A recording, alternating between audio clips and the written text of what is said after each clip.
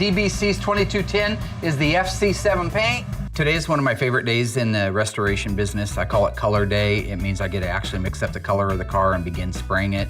You work awful hard to get to this point, but it's definitely a sense of real satisfaction when you start laying the color out. It takes a lot of base coat on these cars. Usually 4 gallons of sprayable color will cover a car inside and out, so I ordered 2 gallons of it from PPG.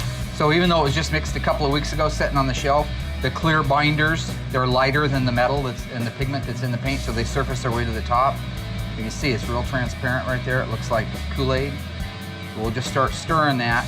The thing that I think is my favorite part about all the Chrysler muscle cars from 69 to 71 were the colors. Whether it was Plum Crazy Purple, Sassy Grass Green, Lemon Twist Yellow, In Violet, whatever the color was, they were just cool. They called them high impact colors, and they were every bit of that, high impact colors. The coolest part of it all is that now, here in 2012, you could go down to your dealership and buy a Sassy Grass Green Dodge Challenger or a Plum Crazy 2012 Dodge Challenger.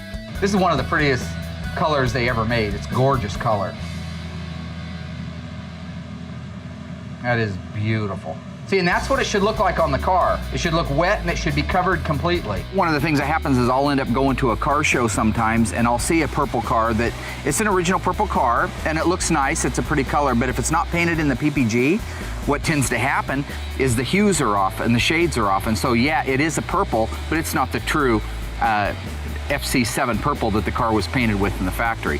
And here's what's amazing. I can mix that color up, spray it out on a spray out card, hold it up to the inside of a door jamb, for example. This is an original Plum Crazy Purple door jamb. Hold up my spray out card and they're identical. And that to me is just awesome. Plum Crazy is the #1 color in 1970 that the cars were painted. It's a gorgeous color. The only downside, if it had one, is that it's a very transparent color. It's not uncommon to end up with 5, 6, maybe 7 coats of base to actually get true coverage before you can move on to the clear coat stage. Once you actually have the base covered, you have to give it a little bit of time to purge or flash. That gets the solvents out of it. Then it's time to lay the clear over the top. I use the DCU 2002 polyurethane clear by PPG because, in my opinion, it's exactly like pouring maple syrup over the top of a paint job. It's thick, it's rich, it just brings the color to life.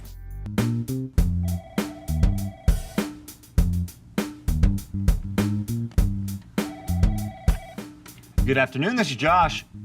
So I'm up here alone today, watching the front desk. I've got all this time to myself and I'm supposed to be studying, but the other day I walked into the back storage room and came across a whole bunch of paintball gear. Well, I decided to hop onto Spyder's website and look at all their paintball equipment, and it's bringing back so many memories. Paintball is just clouding my mind right now, and I really want to be outside playing paintball. So ever since Josh started dating my daughter, I realized he had a bit of an immaturity to him. So I kind of took him under my wing and been nurturing him, and he's showing some real signs of progress towards maturity. One of the first lessons I worked with him on was keeping your eyes straight ahead and focused and staying out of other people's business. Pop shot, pop shot, pop shot. Say the bunker's right there.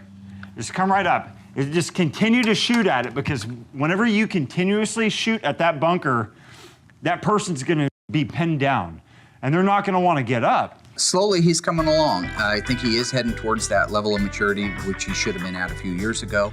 I'd like to think I had something to do with that. He's showing signs of definite adulthood. That's a break, bro, get out!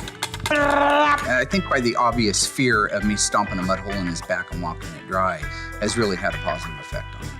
All right, I better get this packed up and put away before Mark gets back. Easy does it.